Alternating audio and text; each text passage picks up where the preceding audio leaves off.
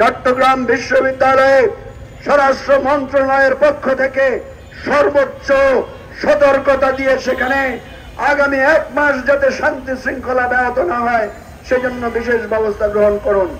এই ঘটনার জন্য বিচার বিভাগীয় তদন্ত করুন, যারা আহত হয়েছে তাদের সুচিকিৎসার ব্যবস্থা করুন এবং গ্রামবাসী এবং ক্যাম্পাসবাসীর সাথে একটা সমঝোতামূলক বৈঠক করে অবিলম্বে আমার ছাত্রছাত্রী, শিক্ষক, কর্মকর্তা, কর্মচারীদের নিরাপত্তা ব্যবস্থা নিন এবং জাতীয় রাজনীতিতে যাতে এর কোনো প্রভাব না পড়ে।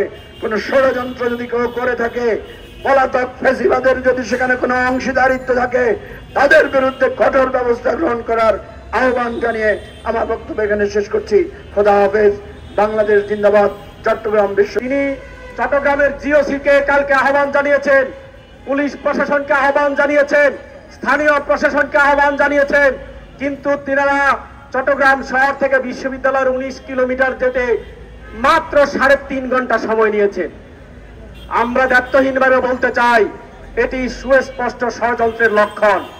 এবং প্রফেসর কামাল ভাই বলেছেন একটি নিষিদ্ধ ছাত্র সংগঠনের সন্ত্রাসী নেতৃবৃন্দ এখানে ছাত্রদের উপর হামলা করা হয়েছে।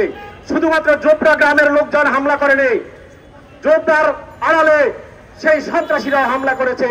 আমরা তাদেরকে অবিলম্বে আইনের আওতায় এনে দৃষ্টান্তমূলক শাস্তি দাবি জানাচ্ছি। প্রিয় উপস্থিতি,